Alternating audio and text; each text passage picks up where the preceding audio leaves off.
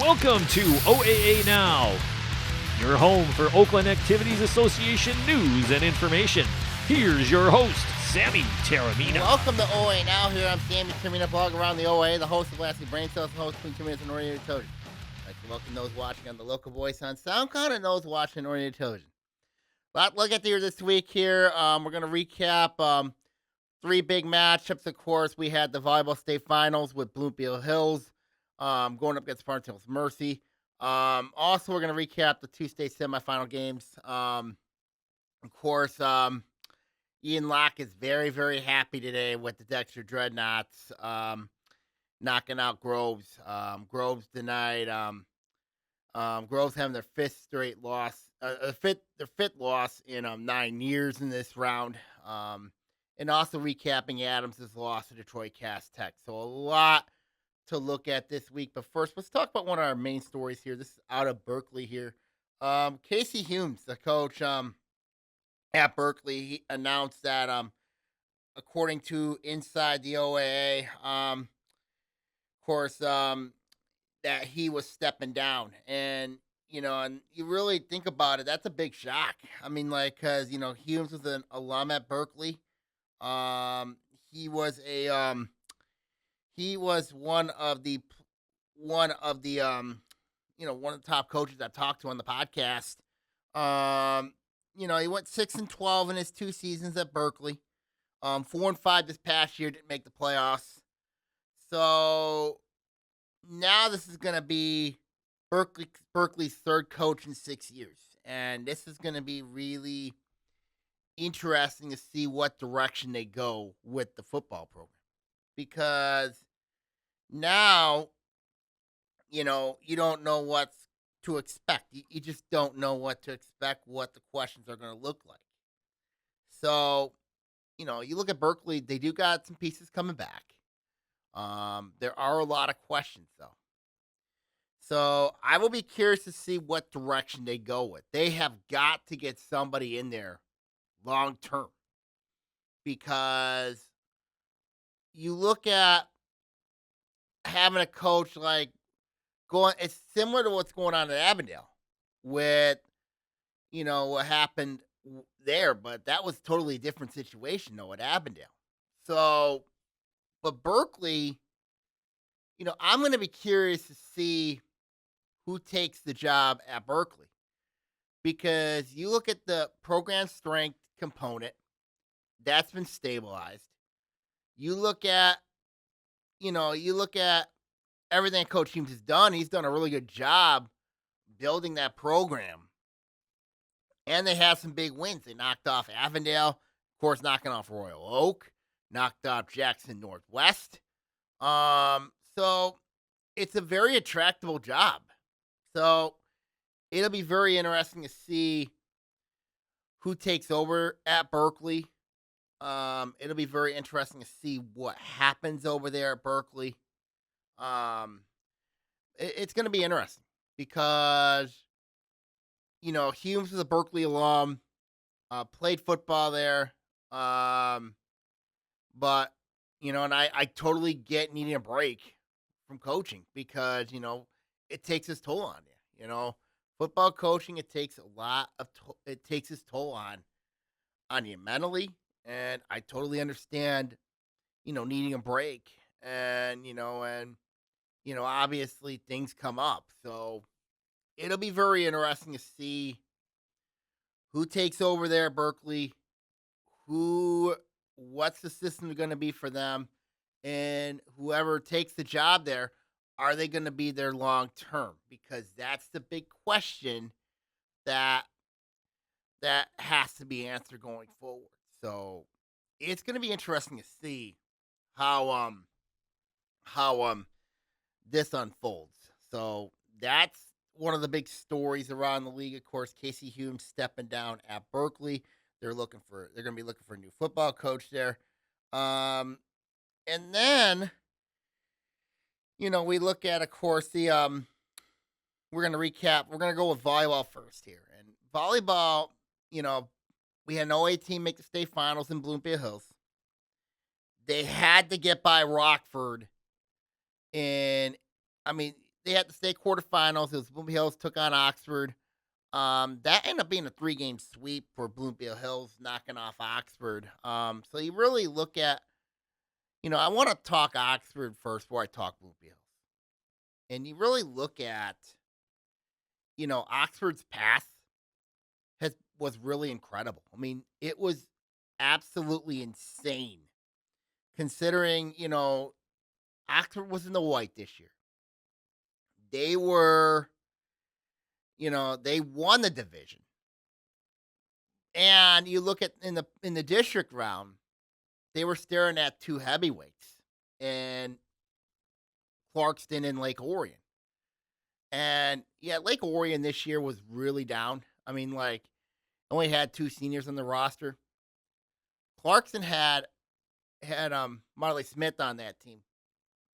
She's going to North Carolina in 2 years.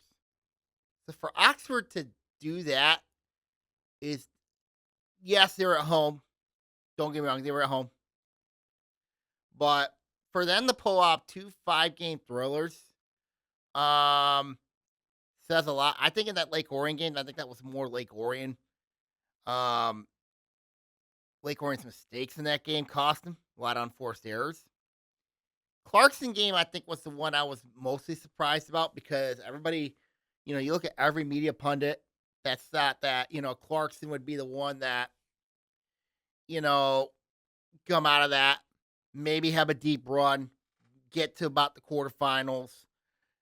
But you really look at Oxford, and they got by Clarkson in 5. I mean, that was stunning, especially with the roster that they have, shutting down Marley. I mean, keeping Marley Smith in check, that says a lot. Because how everybody knows in the volleyball world how capable Marley Smith is taking over a game. So you really look at and you think about, how do you describe it? It's just, you got to give them a lot of credit. You got to give them a lot of credit. Then you get to the regional round. And this is where a lot of people thought Oxford would not make it. I mean, Oxford won their first district since 2002. But then you look at the regional, you kind of thought that this would be the round that they would not make it. And they played Chippewa Valley, another up-and-coming team. Just ended a district final drought. But again, Oxford went 5, and they beat Chippewa Valley. And then you get to the regional final. So then you're thinking, okay, Romeo, this is a very good team. Well coached under Coach J.C. Williams. And then they pull off another 5-set thriller. Win their first regional championship since 1997. So that says a lot to where Oxford's volleyball program was. It says a lot. And then we look at Bloomfield Hills. Bloomfield Hills' path, Bloomfield Hills, last few years, they've been able to get by Birmingham Marion. And for them to do that, now a lot of that obviously is credit to Kaylin Amlavier. She is a very talented player. She willed that team against Birmingham Marion. She willed that team in that game, in that matchup. She willed them in that district final. That says a lot. And then for them to get by Grosse Pointe South, of course, they had the Miss Volleyball winner, which I couldn't believe Navazier did not get it. I was really shocked by that. But Bloomfield Hills knocked out Grosse Pointe South in 3. And then they had a regional final against Groves. Of course, Groves won an all OAA district. Then they got by St. Clair Shores Lakeview before getting to play Bloomfield Hills. So, that one went 3 games. And Bloomfield Hills ended up winning that one. And then it set up Oxford and Bloomfield Hills, which you kind of felt like, Bloomfield Hills had control early. Oxford battled back. But, obviously the play in the Monday, and that led to a 3-game sweep for Bloomfield Hills against Oxford. So you got to give credit for Oxford. You got to give credit. They had a great year. Really great year. For Bloomfield Hills, the road to Battle Creek, for them, it was going to get tougher, and they knew that it was going to get tougher. So they had the honor of having to play top-seeded Rockford, the top-ranked team in the state. And it was a very interesting matchup, really interesting matchup. I mean, Rockford, you kind of felt with them, they were very good, don't get me wrong. And you knew it was going to take Bloomfield Hills' best efforts to win that game. And it went back and forth. It went back and forth. And, that game was absolutely crazy. And it was crazy. Because you would think about that matchup. Bloomfield Hills, of course, knocked off Rockford. 25-19. They lost the second set, 25-22. Lost the third set, 25-21. Won the fourth set, 25-22. And then won the fifth, 15-13. So that says something. That says something about the will of Namdye and also the will of that team. Well coached under Coach Brian Kim. Formerly was at Oxford. So now Bloomfield Hills has a golden opportunity to get to the state final, clinch the OAA's first state championship in volleyball since Lake Orion did it in 2018. They were going to have a tough matchup ahead of them, taking on Farm Hills Mercy. Farm Hills Mercy is a proven powerhouse. They've been a proven program under Coach Loretta Vogel. And I've known Loretta for a long time. She has one of the best minds in the game. And in that matchup, Bloomfield Hills had it rough early. They had it rough. I mean, Farm Hills Mercy had a game plan. They had a game plan where they were going to slow down Namaste. They were going to slow her down and force another, and force everybody else to beat them. That's really what their game plan was. First set kind of was the story. I mean, Farm Mercy got off to a really good start. It's almost like the polar opposite, that Mercy, again, when they played Byron Center in the state semifinals, was Mercy got out to a slow start, then picked it up late, won that game, won both games, and won all 3 games based that way. So it's kind of almost like the similar. Farm Hills Mercy had a really good start, forcing Bloomfield to call the timeouts. Bloomfield tried to fight back. Couldn't do it in the first set. Second set was a little bit tighter. Farm Hills Mercy would be made another run, and it was 25-20, second game, in favor of the Marlins. Third game, Bloomfield Hills trailed again, almost on the verge of getting swept, but they battled back. A lot of that, you got to give, you got to give sophomore Allison Stacone. She gave him a spark. She gave him energy, especially in the third set, which led to a 25-23 Bloomfield Hills win. And then Fontos Mercy kept their composure and ended up winning the fourth set in 25-20. So, and that denied the OAA, denied Bloomfield Hills the first state championship in school history. Gave Farm Toast Mercy another state championship. Kind of opens up the private public school debate. I mean, we've been talking about this for years. Obviously, you look at what the Catholic League does. They recruit kids. They, sometimes, you know what I mean? And I know it's frustrating for public schools. I know it's a really frustrating thing. But you look at for Bloomfield Hills, this season for them is going to forever be in the record books. Kayla Namazie is going to forever be in the history books of Bloomfield Hills. Probably will go down as the best player to ever come out of Bloomfield Hills.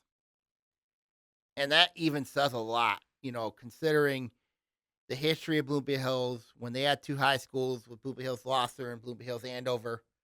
I think Namazie is going to go down as the best volleyball player the Blackhawks have ever had. And that says something. You look at this team that Bloomfield Hills had. To get to Battle Creek for the first time in school history. To get to the state championship game for the first time in school history. Only thing that they were denied was the state championship. And obviously, against a Catholic League power like that, they did knock off a Catholic League power in Birmingham, Murray. So there was no doubt that they had the talent to do that. But my God, what if? What if? A lot of questions. What if Bloomfield Hills did it? What if they won it? But you got to give them a lot of credit. You got to give them the season they had an incredible year. An incredible year. So that says a lot. That really says a lot. And you look at next year for volleyball. You look at next year. Bloomfield Hills, yes, they lose some talent. You look at next season, Ferndale was a state quarterfinal team. They ran into Flat Rock. Flat Rock, we know, is a very good team. They made the state final in D2. So Ferndale really didn't have a chance in that game against Flat Rock. Flat Rock, played a tougher schedule. They had a really tough loss to, Flat Rock lost to Birmingham Detroit Country Day in the state final. But I think next year Ferndale could be a player in volleyball. They could be a player. They got a lot coming back. They can make some noise next year. But then you look at the Red. You look at Clarkson should be a player again next year. I mean, they got the Smith sisters coming back. Lake Orion's got a lot of experience coming back. Those are probably and then Oxford, they got one of their best players coming back. And Bloomfield Hills will be in that conversation. Although they lose Namazie, that's a big loss. But they do return. You do return Stacone, who comes back. And that's big for them. So it'll be very interesting to see how the volleyball world goes next season. I mean, you kind of look at the OA in a volleyball perspective. For Bloomfield Hills to get to the state final, that says a lot. I think for volleyball, it was a great year. When you look at Oxford got the state quarters, Ferndale got the state quarters, Groves was a regional finalist. And that says a lot. It really does. So for volleyball, it was a really good year for the league. Really, really good year for the league. But it'll be interesting to see what happens next year. Will be. Then let's go to the state final. Let's go to the state semifinals for football. We're going to recap the Division II state semifinals first. You know, you kind of think about, when you talk about the combination of Cooper Arnett and Conavara, you talk about that combination, and you say to yourself, what in the world happened? I mean, those two guys broke state records. They broke state records. And, Groves just didn't have a chance in this game. They were just outmatched against the Dreadnoughts. They were outmatched against the Fighting Ian Locks.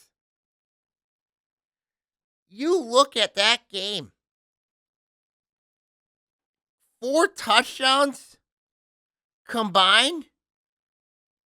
I mean, Arnett threw his 50th touchdown pass of the year in this game to Navarra. Navarra broke the state record with 27 touchdown catches. And that was in the first half. Both those records were state records. I mean, seriously. Groves just did not have a chance in this game.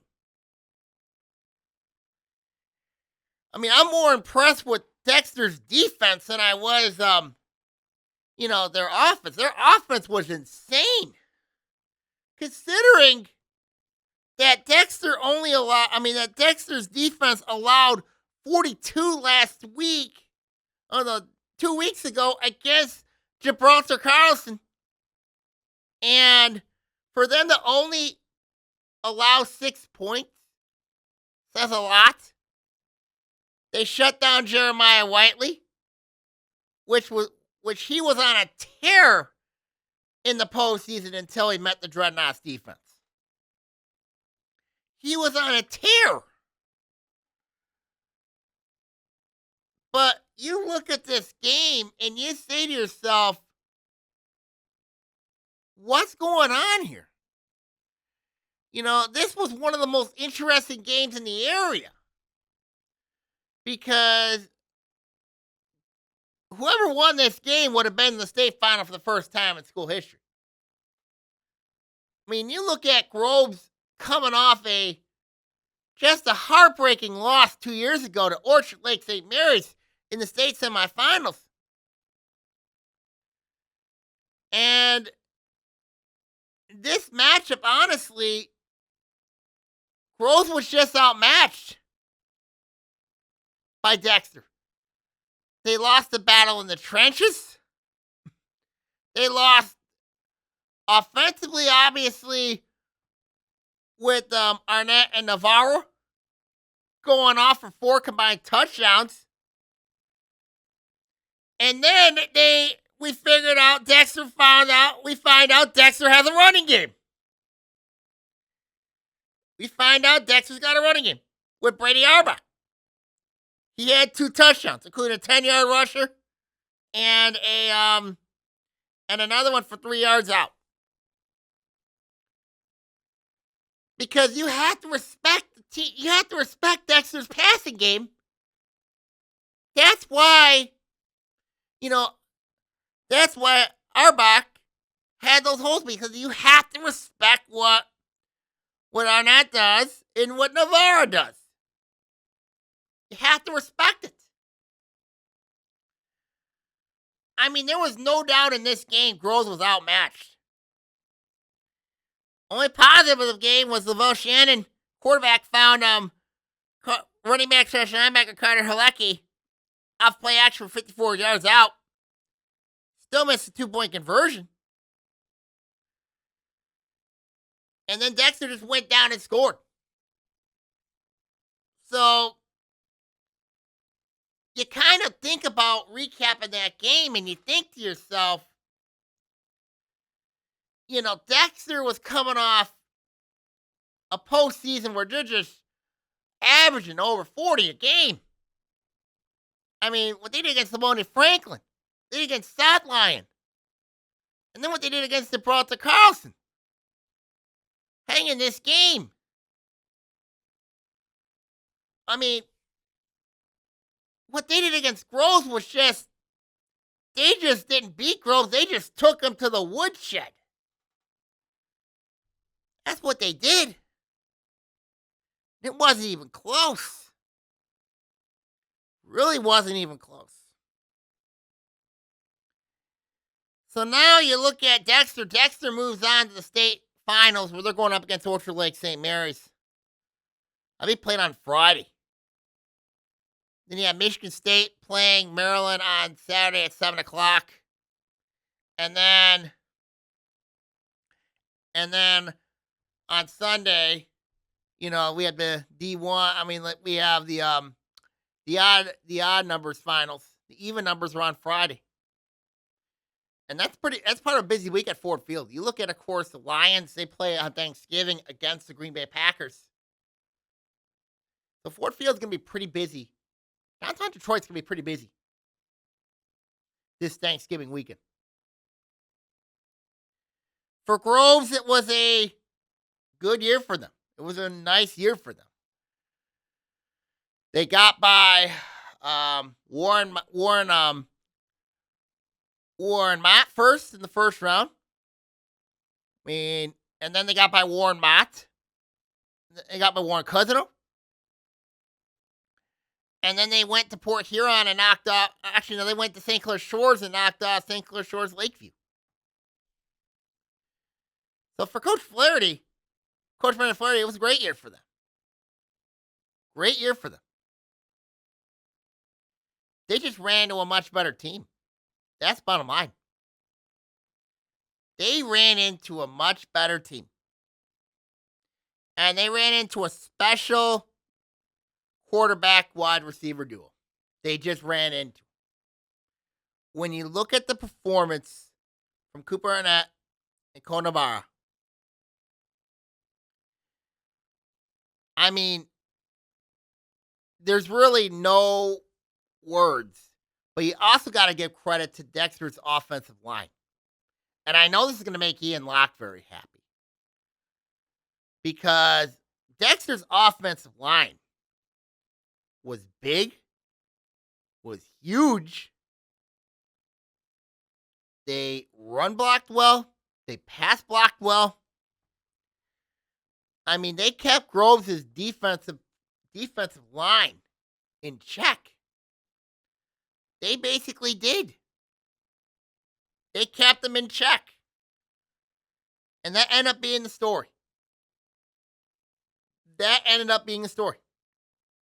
I mean, you look at that offensive line from Dexter doesn't get enough credit for what the run the Dreadnoughts are going with right now. I mean, you look at, of course, Arnett does not get 51 passing touchdowns. Or Navarro doesn't get 27 receiving touchdowns without that offensive line. You got to give that offensive line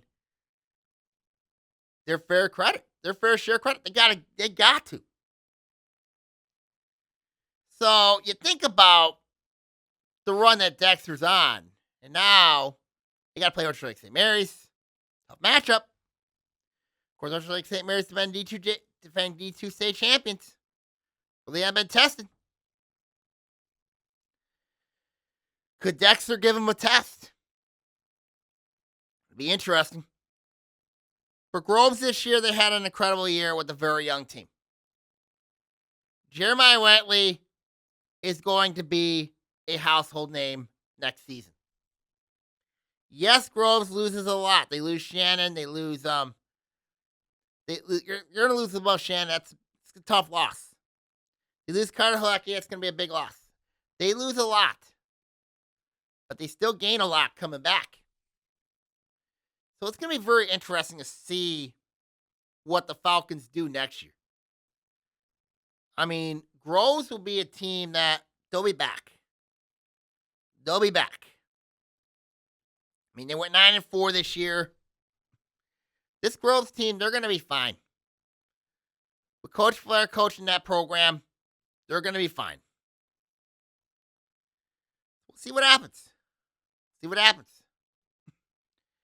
Then we go to the D1 state semifinals. And you look at Adams. You look at the path that they've had. People look at Adams and they say, well, their path wasn't as brutal. I mean, they got by Rochester, they got by Stony Creek, and they got by Romeo. All those teams within almost like 10, 15 miles of each other. I mean, they know each other quite well. So then you look at the daunting match for Adams, who they had to play. And it was Detroit Cass Tech that they had to play. You ask yourself this question, what the game plan had to be for Adams. And it was pretty simple. For Adams to pull out, and Adams, everybody knew was going to be a big-time underdog. Everyone knew it. Everyone in the media knew it. I mean, it was going to be a daunting task for Rochester Adams if they would had, if they were going to pull off a big upset and get to Ford Field. And you look at the match, and you look at, of course, obviously, the key for Adams was they had to play mistake-free football. They had to play clean football, turnover-free football. Had to take care of the football. They didn't do it.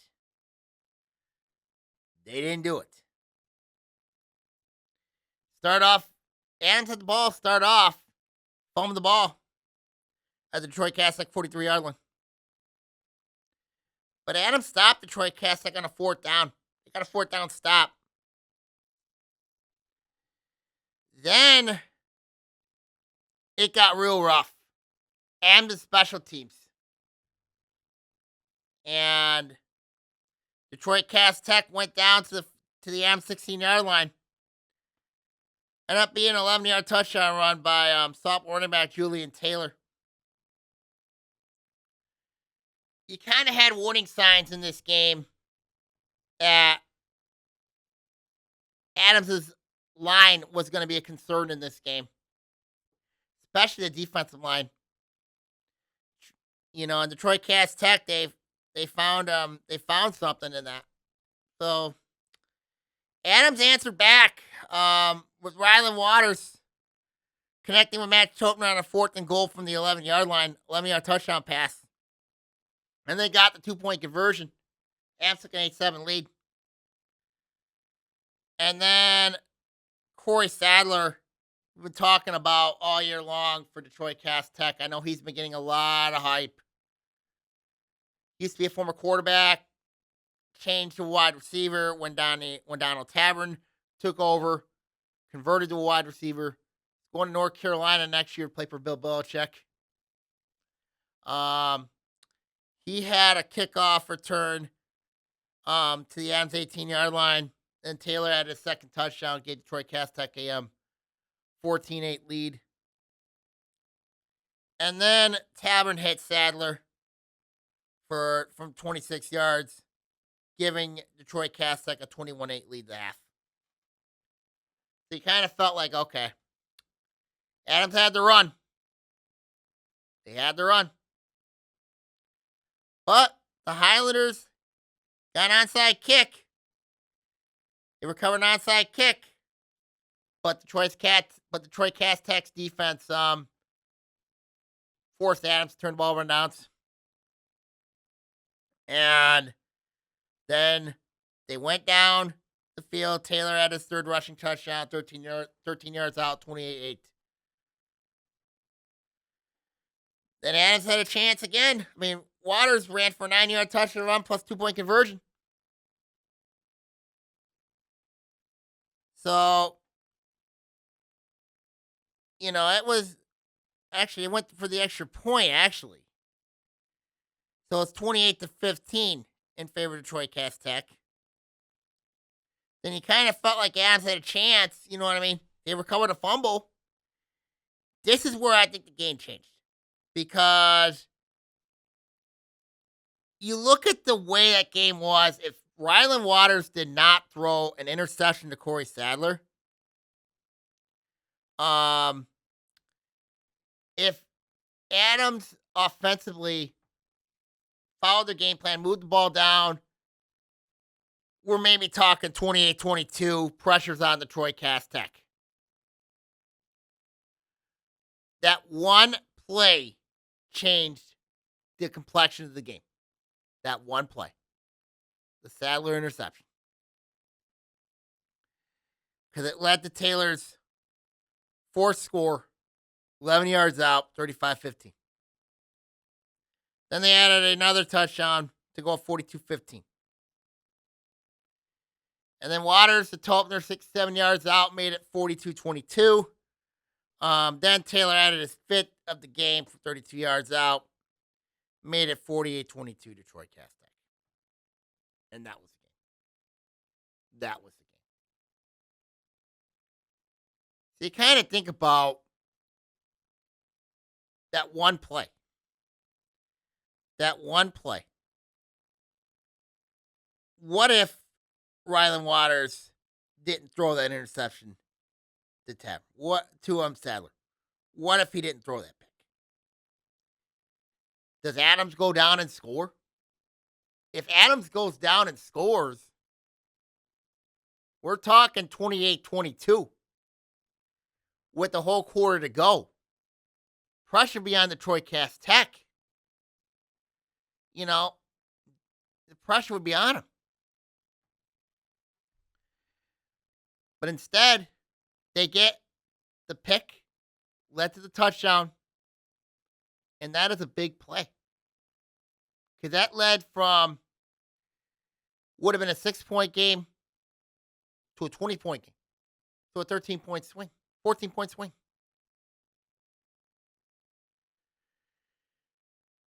You kind of had the game plan that you knew Detroit Cast Tech was going to try to attack on the ground. Because in the Saline game, that was all Corey Sadler in that game. You kind of felt like Adams' defensive line was a weakness coming in. And it was. I mean, you've seen teams Detroit Cast Tech just used their offensive line, made holes for Taylor, and he took advantage. So you kind of think, and he's got 2 more years. But now you got to answer yourself this question: should Detroit Cast Tech play the OAA more? Should they play him more? That's an interesting question. It's a good debate topic. Really is. So you look at, now they move on to take on Novi Detroit Catholic Central. Won't talk much about that matchup. I'm not going to talk much about it. But we look at what Adams had a nice year. You look at the run that they had 2 years ago when they went to state semifinals, only to run to Hudsonville. You kind of felt like what they did with Adams was they put Adams, last year they put Adams west, this year they put him east. So you kind of think about with Adams was when they got the state semifinals 2 years ago, they did about Rylan Waters.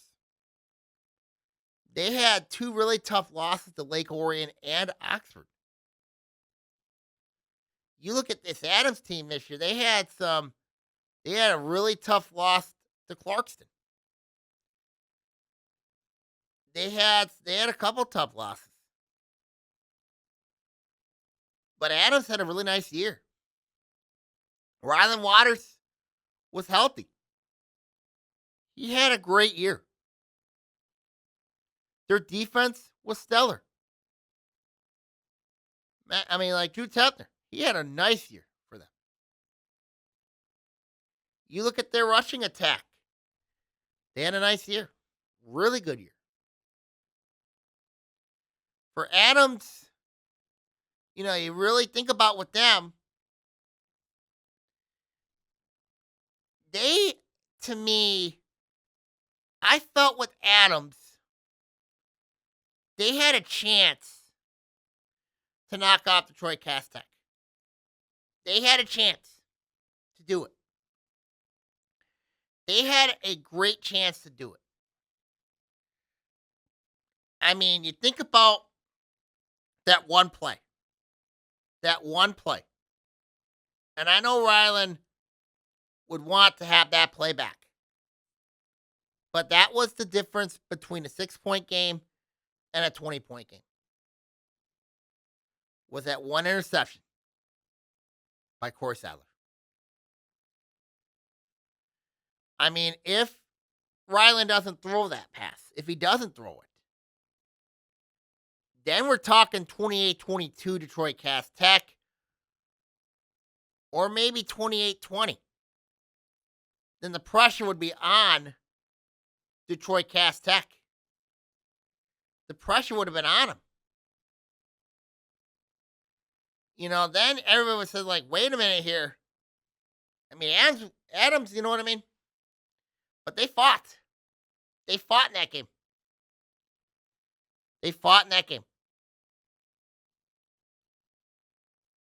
They just ran into a team that was very good. They just ran into a team that was very good.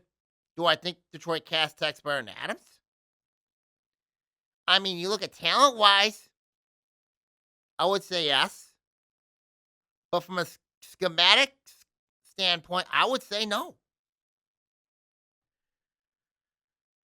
If those two teams were to play again in the regular season, now what helps Detroit Cast Tech is they scrimmage Clarkston.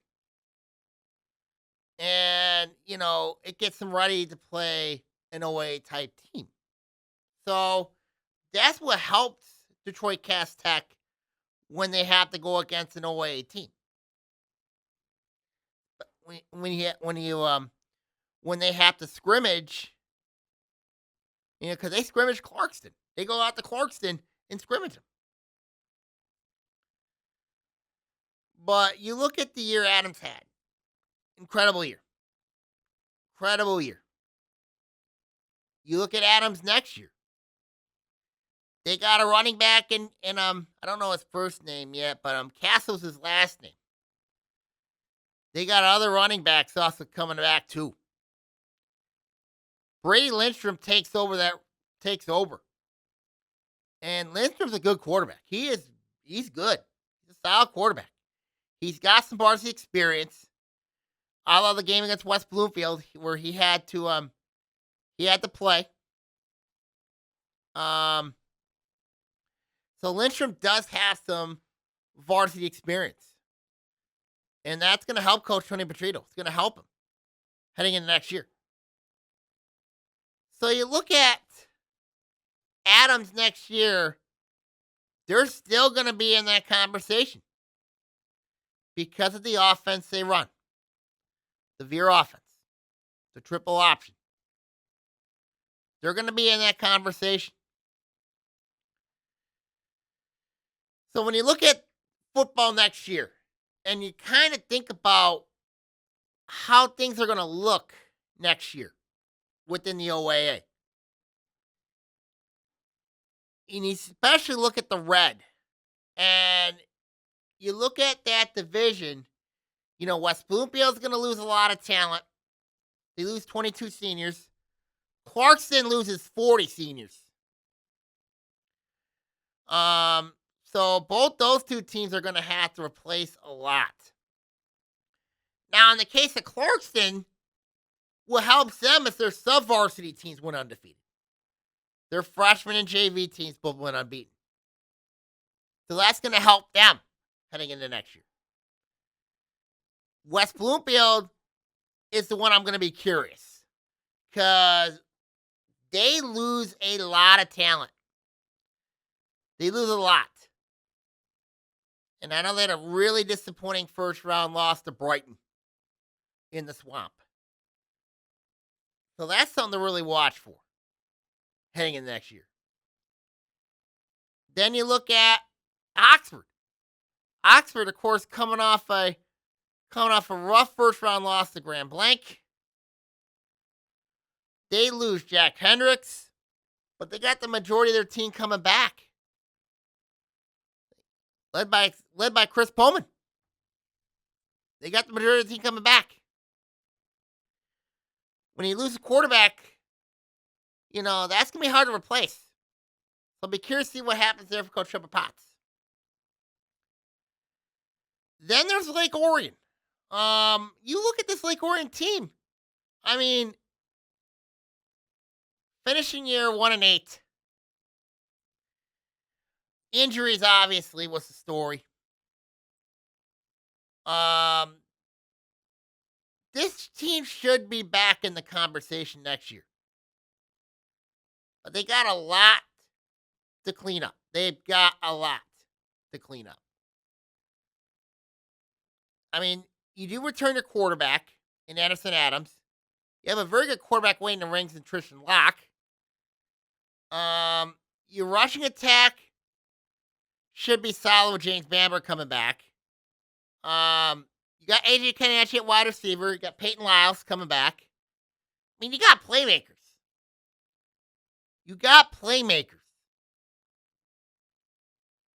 The key for Lake Orion next year is the defense. They lose a lot. I'll be curious to see how this defense looks next year. Because that's an area they got to change. And then you look at a team that I really think could make some strides next year is Stony Creek. Cougars were very young this year. They were young. They had a lot of experience. You do have Rose Telagadas coming back. You have your quarterbacks coming back. You have a solid defense coming back. If you're Coach Rick Powell, you got a lot coming back. This could be, next year could be Stony Creek's year to have a magical run, especially with who they got coming back. Could Stony Creek be that team that makes the deep postseason run? They're going to be more than capable. I'll tell you that much. I mean, Stony Creek, they got the pieces to have a special year. They really do. And then you look at Grove should be solid. Then you look at, and then of course, you got the addition of Waterford Mock coming in. You got Farmington, North Farmington both leaving the OAA. Going to the Lakes Valley Conference. Harper Woods is, I think, the most interesting team out of this whole storyline. Because Harper Woods, anytime you lose a quarterback like Nate Rushlow, it's going to be tough to replace. It's going to be very, very tough to replace.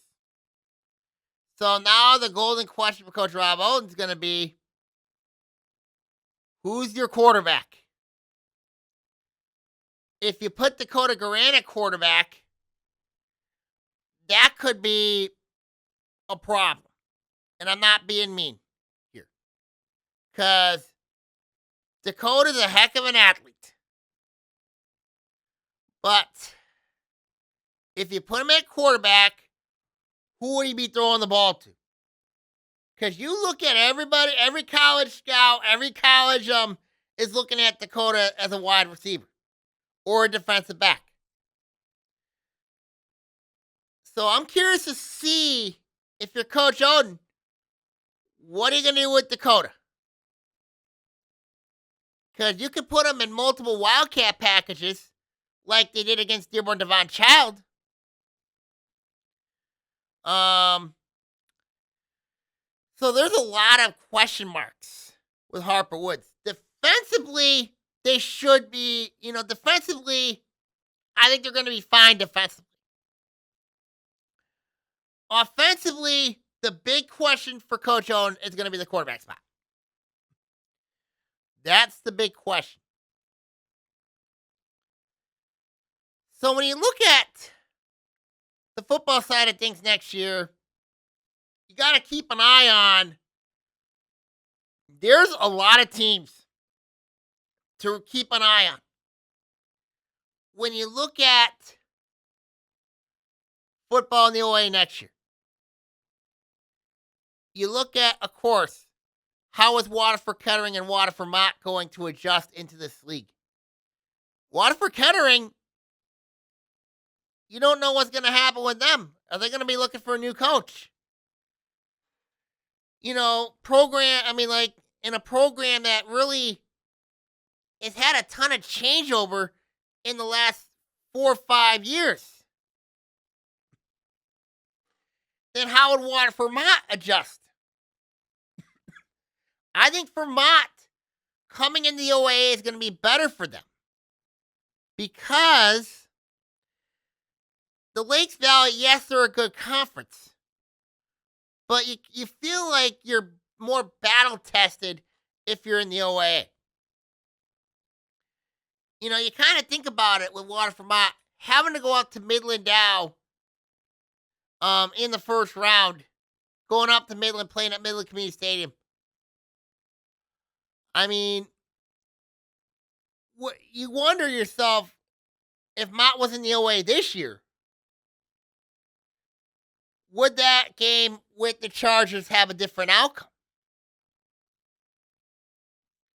So what Coach Trajan's saying, this is going to be and the Waterford Mott football program, this is going to be the third conference. No, for Trajan himself, it's the third conference in 3 years. Because he was in the Catholic League, Lakes Valley, and next year is going to be in the OA. So that's something to really keep an eye on with Waterford Mott. How would Waterford Kettering adjust to life in the OA? Obviously, the Reds going to be a big storyline when you look at the teams in that division. You look at Adams, what they got to deal with. You got to look at West Bloomfield, what they got to deal with. Clarkston, what they got to deal with. Oxford, what they got to deal with. Lake Orion, what they got to deal with. And Stony Creek. Stony Creek, is another team to watch for. Stony Creek could be a very, very dangerous team next year. They could be very dangerous. Especially with the talent they got coming back. And then you look at, of course, Groves. Groves, of course, can Jeremiah Wentley do an encore? Could he do an encore of the playoff run he had this year when he had 11 rushing touchdowns? And then you look at Harper Woods. What are they going to do with Dakota Grant? What are they going to do with him? That's a big question there. So, and then you obviously with Seaholm, obviously with the Veer, how are they going to look? And everybody else I didn't mention. You got Troy Athens, Rochester. Obviously, they got a very good quarterback receiver duo, and Matt Dykey and Nate Tandy. They could surprise some people next year. Ferndale, I'm curious to see how they're going to look next year. They should be more experienced, but the question is going to be the strength of schedule. That's the big question for them. That's their big question, is strength schedule. Admiral Berkeley both looking for new coaches. So we're curious to see what happens there. Royal Oak, I'm curious to see what them, especially they've been up and down. They're a true Scooby-Doo team. That's Royal Oak. It'll be interesting to see what happens to them next year. Oak Park. They lose a lot of talent. A lot of people thought this was the year Oak Park could make a postseason run. The question is, for me, is what division Oak Park going to be in next year? Are they going to be in D2 or are they going to be in D3? Their enrollment says D3, but for some reason, Oak Park wanted to be in D2. So that's something to watch for. And it's something to keep an eye on. And then you look at Boomby Hills. Boomby Hills, I think Boomby Hills they're going to be improved under Coach Scott Merchant. And then Southfield, what's next for them? Played a tough schedule this year. I'll be curious to see how the Warriors look next season. I'll be very curious. So we'll see what happens.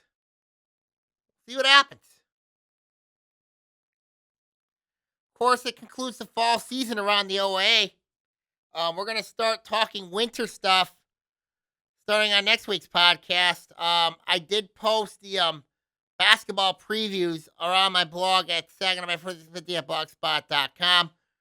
Also, we do have the preview shows for both the girls and boys basketball teams. They're also on the blog as well, along with the districts.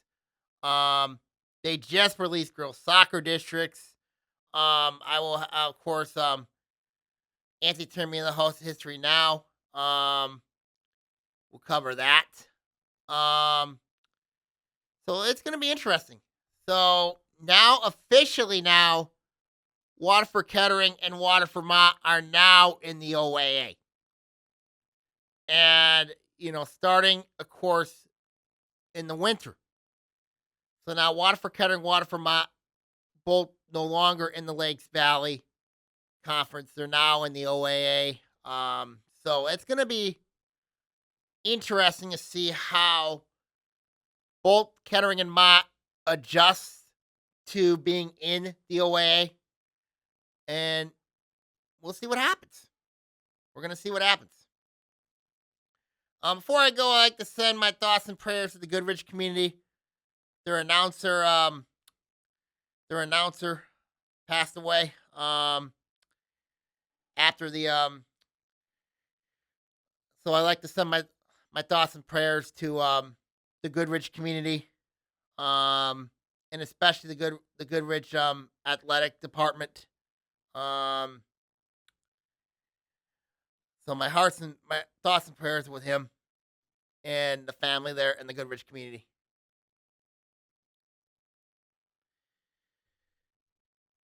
It'll be interesting to see what happens this winter. So I think it's going to be very interesting to see how things are going to look this upcoming season. So we'll see what happens. We're going to sign off here. Make sure you follow the blog at SaginawBay4650 at blogspot.com for latest information around the OAA. Also, our website around the OAA at Weebly.com. We'll also cover a lot of basketball. We'll also cover, along with other sports.